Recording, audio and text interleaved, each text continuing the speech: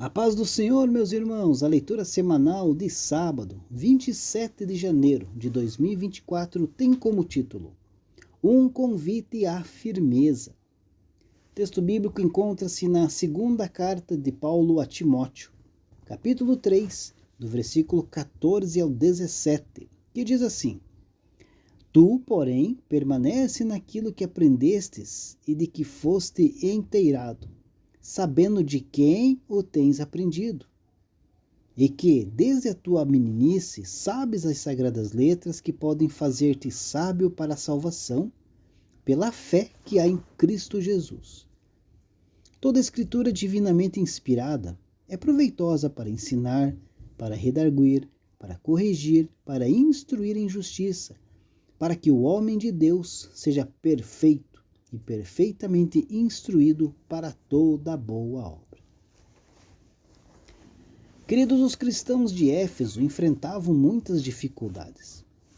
Conforme a segunda carta de Paulo a Timóteo, eles conviviam com falsas doutrinas, falsos ensinos sobre a ressurreição, fábulas e mitos. E nessa situação, Timóteo é chamado e incentivado a pregar em meio à crise, a ser persistente, a ser fiel, a ser justo, qualificado para toda boa obra, em especial para proclamar o Evangelho a partir da sua fé em Jesus Cristo. Timóteo é chamado para retomar os fundamentos do seu aprendizado, que teve origem anterior à crise instalada. Permanecer firme no que aprendeu. Ou de quem, queridos, na Vulgata aparece a variação de que mestres. E certamente aí refere-se à sua avó, à sua mãe e ao apóstolo Paulo. Queridos, creio que nós fomos chamados a viver a sã doutrina, denunciando o falso ensino. Foi assim com Jesus, combatendo o judaísmo deslizante naqueles dias, com o apóstolo Paulo combatendo os judaizantes, com Pedro combatendo os gnósticos, com Judas instando a batalharmos pela fé. O apóstolo Paulo escreveu a Tito: Tu, porém, fala o que convém à sã doutrina. Ao dar esta ordem, Paulo nos ensina sobre o que a igreja deve falar. Falar a sã doutrina é responsabilidade da igreja.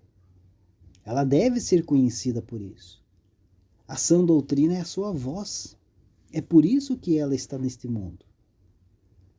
O apóstolo Pedro escreveu que a igreja é propriedade exclusiva de Deus, a fim de proclamar as virtudes daquele que a chamou das trevas para a sua maravilhosa luz.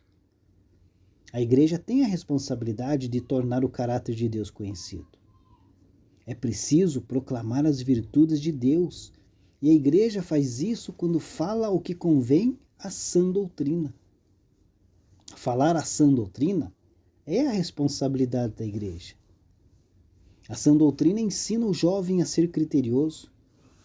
O apóstolo Paulo escreveu: Quanto aos moços, de igual modo, exorta-os para que em todas as coisas sejam criteriosos. Tito 2:6.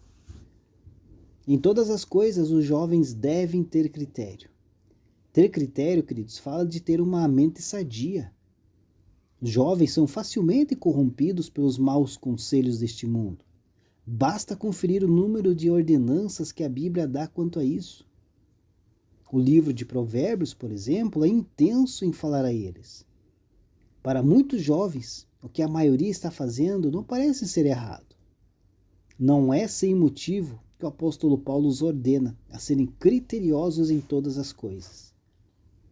A sã doutrina os ajuda a ter critérios, a fim de que suas decisões sejam sábias. A juventude, queridos, é um período curto da vida. Porém, nele são tomadas decisões que trazem consequências para a vida toda. Por isso, é importante que a sã doutrina seja falada. Então vamos aplicar o exemplo de Daniel e os seus 3 amigos à nossa vida, e que Deus nos ajude. Deus abençoe a sua vida e um ótimo final de semana a todos.